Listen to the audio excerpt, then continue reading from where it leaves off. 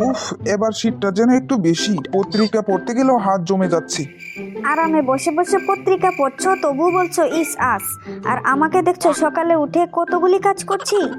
আরে কাজ করলে শরীর গরম থাকে। তাহলে তুমি যাও আমার কাজগুলি করে দিয়ে এসো। ইস রে, তোমার সঙ্গে তো আমি পারবো না। উচিত কথা কইলেই তো বলো পারবো না। মা, স্কুলে শীতকালীন ছুটি নেই? এই ঠান্ডায় তো গোসল করা অসম্ভব, সহ্য হয় না।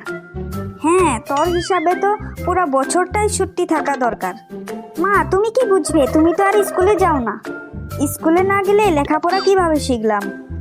মা, আমি আজ স্কুলে যাব না প্লিজ।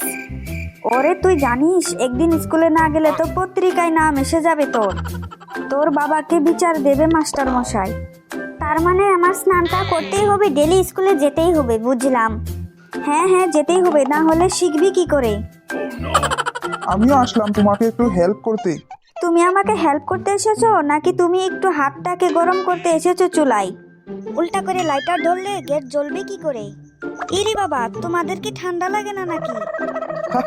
না না, আমরা তো বডি বিল্ডার, আমরা গেঞ্জি পিন্দেই থাকি। আর তোর কি হলো? মা, ভাইয়ের সাথে আম্বু বডি বিল্ডার হতে চাই, তাই সেম সেম করেছি। ও বুঝলাম, তোরা বোধহয় তোর বাপের টাকা দেখেছিস, হসপিটালে এডমিট হতে ইচ্ছে হচ্ছে না?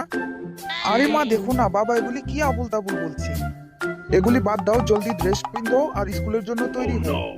বন্ধুরা, আমাদের ভিডিও ভালো লেগে থাকলে চ্যানেলটিকে লাইক, কমেন্ট, শেয়ার এবং সাবস্ক্রাইব করতে ভুলে যাবেন না।